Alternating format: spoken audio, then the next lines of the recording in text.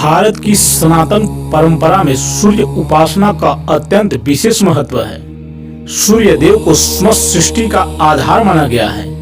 वे प्रत्यक्ष देवता हैं जिन्हें हम प्रतिदिन अपनी आंखों से देख सकते हैं। सूर्य की कृपा से ही पृथ्वी पर जीवन संभव है, अन्न उत्पन्न होता है, ऋतुएं चलती है और संसार का चक्र चलता है। इसी कारण प्राचीन काल में ही सूर्य देव की आराधना के अनेक पर्व मनाए जाते हैं। इन्हीं में से एक अत्यंत पवित्र और महत्वपूर्ण पर्व है छठ पूजा, जिसे बिहार, उत्तर प्रदेश, झारखंड और नेपाल के कई क्षेत्रों में बड़े श्रद्धा और भक्ति भाव से मनाया जाता है। छठ पूजा वर्ष में 2 बार मनाई जाती है।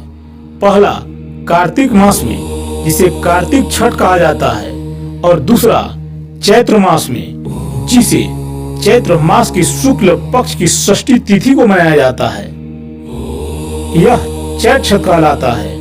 यह पर्व मुख्यतः भगवान सूर्य और उनकी बहन छठी मैया को समर्पित है। मान्यता है कि जो भी व्यक्ति सच्चे मन से चैत्र छठ का व्रत करता है, उसके जीवन से दुख दर्द दूर हो जाते हैं, घर में सुख समृद्धि आती है और परिवार पर सूर्य देव की कृपा बनी रहती है। हिंदू धर्म ग्रंथों में सूर्य देव को अत्यंत शक्तिशाली देवता माना गया है। ऋग्वेद और भागवत पुराण सहित कई पुराणों में सूर्य की महिमा का वर्णन मिलता है। सूर्य देव को 7 घोड़ों वाले रथ पर सवार बताया गया है, जो पूरे ब्रह्मांड में प्रकाश और ऊर्जा फैलाते हैं। इसके सारथी हैं अरुण। सूर्य देव केवल प्रकाश ही नहीं देते, बल्कि ये स्वास्थ्य के दाता हैं, शक्ति के स्रोत हैं, रोगों के नाशक हैं और जीवन के रक्षक हैं। इसी कारण प्राचीन ऋषि मुनि प्रतिदिन सूर्य को अर्घ्य देते थे। अब छठी मैया की उत्पत्ति की कथा पे चलते हैं। पुराणों के अनुसार छठ पूजा में पूजित होने वाली छठी मैया वास्तव में प्रकृति की देवी है। उन्हें भगवान सूर्य की बहन माना गया है। कुछ ग्रंथों में उन्हें कात्यायनी का रूप भी बताया गया है। एक प्राचीन कथा के अनुसार सृष्टि की रचना के समय ब्रह्मा जी ने प्रकृति को 6 भागों में विभाजित किया। छठा भाग, जो मातृशक्ति का प्रतीक था, वही आगे चलकर छठी मैया के रूप में पूजित हुआ। इसी कारण षष्ठी तिथि को उनकी पूजा करने की परंपरा शुरू हुई। एक और प्राचीन कथा के अनुसार बहुत समय पहले की बात है, प्राचीन भारत में एक धर्मपरायण राजा रहते थे। उनका नाम था सम्राट प्रियव्रत। राजा प्रियव्रत अत्यंत धर्मात्मा, न्यायप्रिय और प्रजा का भला करने वाले थे। उनके राज्य में सुख, शांति और समृद्धि थी। लेकिन राजा और रानी के जीवन में एक बहुत बड़ा दुख था। उनके कोई संतान नहीं थी। राजा और रानी ने अनेक यज्ञ, तप और पूजा की, लेकिन उन्हें संतान नहीं हुई। धीरे धीरे वे अत्यंत दुखी रहने लगे। एक दिन राजा ने अपने गुरु कश्यप से अपनी पीड़ा बताई। ऋषि कश्यप ने कहा, हे राजन, यदि आप सच्चे मन से सूर्य देव और छठी मैया का व्रत करेंगे तो आपकी मनोकामना अवश्य पूरी होगी। ऋषि कश्यप की आज्ञा से राजा प्रियव्रत और उनकी रानी ने एक विशेष यज्ञ किया। इस यज्ञ के बाद ऋषि ने उन्हें प्रसाद दिया और कहा, इस प्रसाद को ग्रहण करो, इससे तुम्हें संतान की प्राप्ति होगी। समय बीतने पर रानी गर्भवती हुई और 9 महीने बाद उन्होंने एक पुत्र को जन्म दिया। लेकिन दुर्भाग्य से वह बालक मृत पैदा हुआ। राजा और रानी शोक में डूब गए। पूरा महल दुख से भर गया। राजा अपने मृत पुत्र को लेकर शमशान की ओर चल पड़े। उनके हृदय में असहनीय पीड़ा थी। तभी अचानक आकाश से एक दिव्य प्रकाश प्रकट हुआ। उस प्रकाश से एक दिव्य देवी प्रकट हुई। वह थी छठी मैया।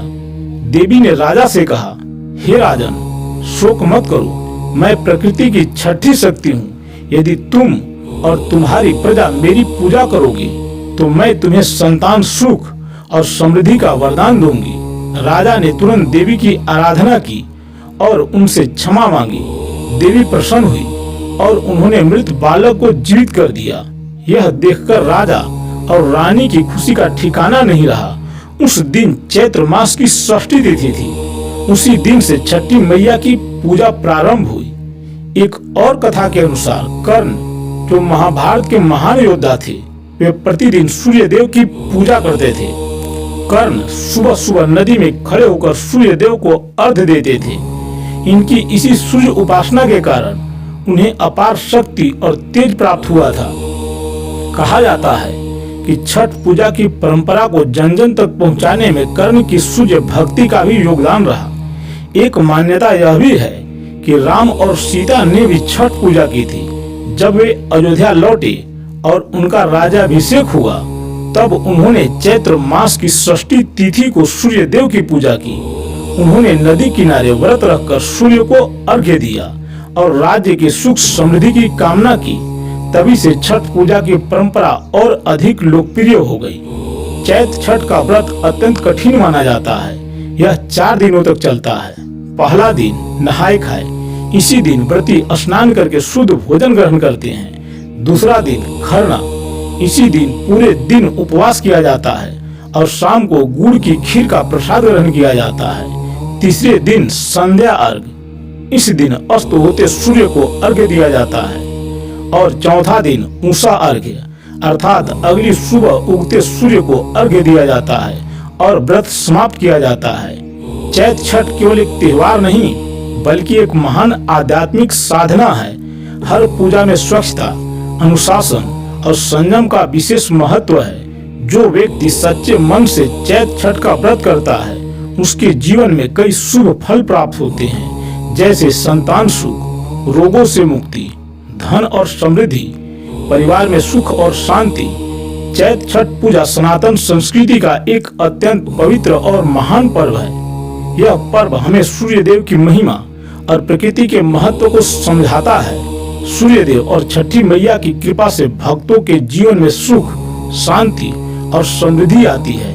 इसीलिए कहा गया है, छठी मैया की कृपा जिस पर हो जाए, उसके जीवन के सभी कष्ट दूर हो जाते हैं।